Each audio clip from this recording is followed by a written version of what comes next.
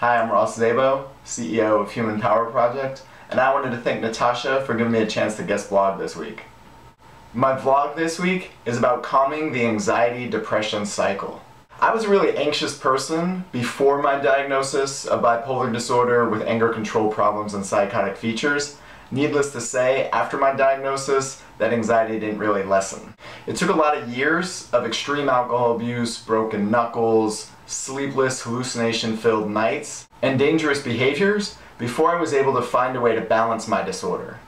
Anxiety is either the root or heavily tied to every single mood I have with bipolar disorder.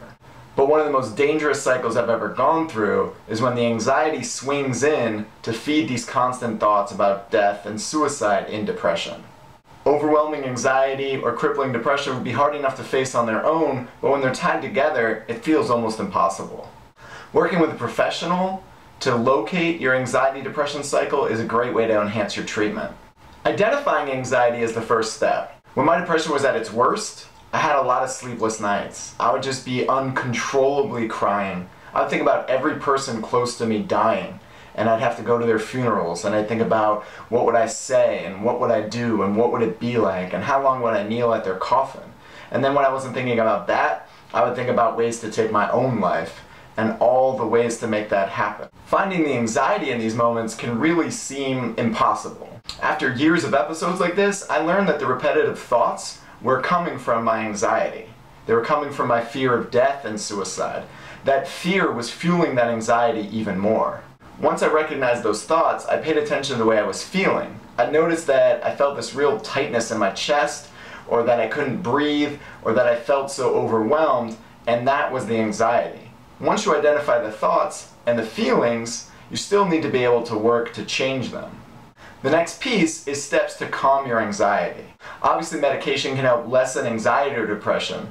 It was also helpful for me to talk to my therapist and think about ways that I could work on this dangerous cycle outside of the medication. The first step is identifying anxiety as it's happening. Like I said, I needed to be able to feel that tightness in my chest, to know that the overwhelming feeling coming was anxiety. Once I could identify it, then I could stop it from building.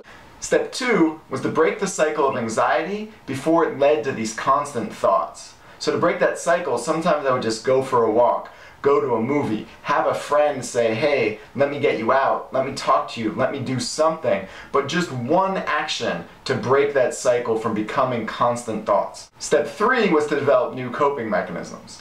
Obviously, you can only break that cycle once or twice, and then it's just going to keep coming back.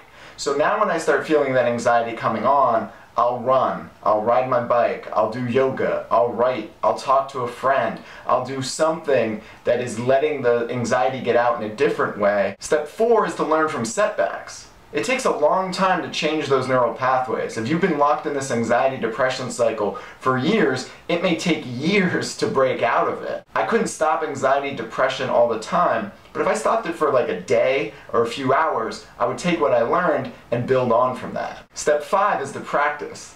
The more I use these new neural pathways, these new coping mechanisms, they could become as strong as the pathways for my depression-anxiety cycle and give me a better chance of balancing my life. So I wish you the best with identifying this anxiety. I know it's really hard, and I know it can be so crippling and feel like there's nothing you can do, but I hope you're able to take some of these steps and start making a difference.